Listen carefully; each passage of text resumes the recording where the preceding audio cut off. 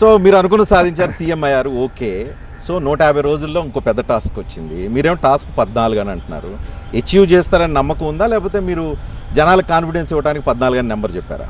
ఇప్పుడు రజనీకాంత్ గారు, నేను సేమ్ శాసనసభ ఎన్నికల కంటే ముందు కూడా తప్పకుండా ప్రభుత్వం వస్తుంది, ఇందిరమ్మ రాజ్యం వస్తుంది, మార్పు కావాలి, కాంగ్రెస్ రావాలి అని నేను చెప్పినప్పుడు కూడా ఇట్లాంటి ప్రశ్నలేం మీరు నేను కూడా చాలాసేపు చర్చించినప్పుడు కూడా మీరు ఓవర్ కాన్ఫిడెన్స్ ఉన్నట్టున్నారు అని కూడా మీరు మాట్లాడడం జరిగింది. లేదు, మీరు రిజల్ట్ అయిన తర్వాత మళ్ళీ మాట్లాడుకుందాం అనుకో, మనకు కూడా ఇక సమయం దొరకలేదు.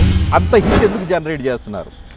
తెలంగాణ ఏర్పడిన తర్వాత ఈ 10 సంవత్సరాల్లో రానంత హీట్, ఈ 10 సంవత్సరాల్లో రానంత ఎనిమిటీ పొలిటీషియన్స్ మధ్య, రెండు ప్రత్యర్థి పార్టీల మధ్య ఎనిమిటీ మీరు తీసుకొస్తున్నారని అనుకుంటున్నారు. చంద్రశేఖరరావు గారికి విజ్ఞప్తి చేస్తున్నా, మీరు సభలోకి రండి, సభలో సహేతుకమైన చర్చ చేద్దాం, మిగతా రాష్ట్రాలకు ఆదర్శంగా నిలబడదాము.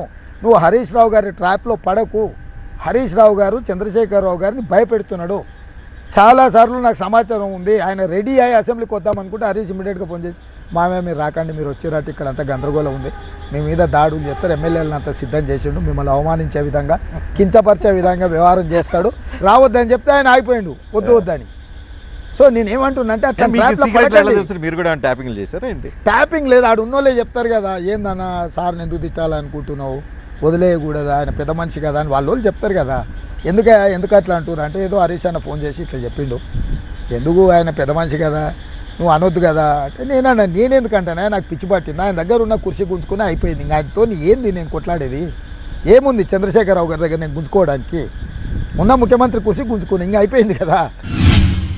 మొత్తం టార్గెట్ బీజేపీ అంటే మీరు బీఆర్ఎస్ను వదిలేశారా? బీఆర్ఎస్ మీ పొలిటికల్ ఇప్పుడు ఫైటింగ్లో ఎక్కడ కనిపించడం లేదా?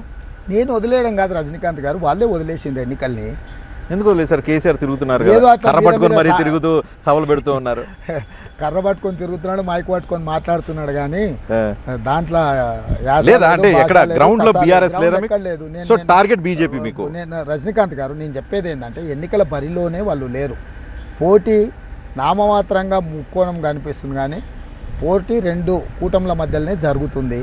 కేసీఆర్ గారు వ్యూహాత్మకంగా బీజేపీని గెలిపించాలని ప్రయత్నం చేస్తుండా, లేకపోతే నిజంగానే అచేతన అవస్థలోకి ఆ పార్టీ మారిపోయిందా, లేకపోతే భయంతో వాళ్ళకి స్పేస్ వదులుతున్నాడా నాకు తెలియట్లేదు. బీఆర్ఎస్ పార్టీ గ్రౌండ్ను వదిలేసింది. నేను ఈరోజు మీ దగ్గర మాట్లాడుతున్నా, 6-7 సీట్లలో బీఆర్ఎస్కు డిపాజిట్ రాదు. యూ మార్క్ మై 6-7 సీట్లలో డిపాజిట్ రాదు అంటే గెలవడానికి ఒక్క సీట్ కూడా అవకాశం లేదు. రెండో స్థానం రావడానికి 4-5 స్థానాలు ఉన్నాయి. మూడో స్థానం డిపాజిట్ కోల్పోయటం, మిగతా సీట్లు ఉన్నాయి. అంత వీక్ అయిపోయిందా సడన్ వాళ్ళు వదిలేసిండ్రు. నేను చెప్తున్నా, వాళ్ళు వీక్ అయ్యి కేసీఆర్ని జైల్లో ఎప్పుడు అయిపోతున్నారు. ఇప్పుడు అది చట్ట ప్రకారం జరుగుద్ది. ఈ దేశం ఎంత గొప్పదంటే, AK-47 తీసుకొని వచ్చి ముంబై వీధుల్లో పటా ఈ దేశ ప్రజలు కాల్ చేసిన కసబును కూడా ఊరేయడానికి కొన్ని సంవత్సరాలు విచారణ చేపట్టిండ్రు. సో అంటే కన్ఫర్మ్ నేను అంటలేను, చట్టం చెప్పాలి. ఈరోజు కాళేశ్వరంలో అవినీతి జరిగింది అన్నాం, దాని మీద జ్యుడిషియల్ ఎంక్వైరీకి ఇచ్చిన. విద్యుత్ కొనుగోళ్లలో అవినీతి జరిగింది అన్నాం, జ్యుడిషియల్ ఎంక్వైరీకి ఇచ్చినాం. ఈరోజు టెలిఫోన్ ట్యాపింగ్, వాళ్ళంతటా వాళ్ళే పోలీసులే స్వయంగా ఎఫ్ఐఆర్ చేసి విచారణ చేస్తున్నారు. ఇట్లా రకరకాల విషయాల మీద విచారణ సంస్థలు విచారణ చేస్తున్నాయి.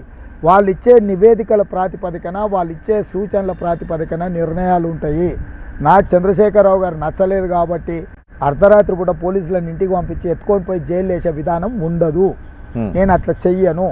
నేను చట్టాన్ని గౌరవిస్తాను, వ్యవస్థల్ని దుర్వినియోగం చెయ్యను. కాబట్టి ఒక ప్రాసెస్లో ఇదంతా జరుగుతుంది తప్ప, నాకు ఆయనకి ఏదో సరిపోదు, కోపం ఉంది, నన్ను జైలుకు పంపించారు కాబట్టి మిమ్మల్ని జైలుకు పంపించారు కాబట్టి కేసీఆర్ని జైలుకు పంపించబోతున్నారు అని చెప్పి ఒక డిస్కషన్. నేను చంద్రశేఖరరావు గారిని జైలుకు పంపించాలంటే ముఖ్యమంత్రి కావాల్సిన అవసరం లేదు. 100 లిటిగేషన్లు పెట్టి ఏదో కేసులో జైలుకు పంపించి తెలివితేటలు నాకున్నాయి. నన్ను పంపించిండు కాబట్టి ఆయన పిచ్చోడైంది.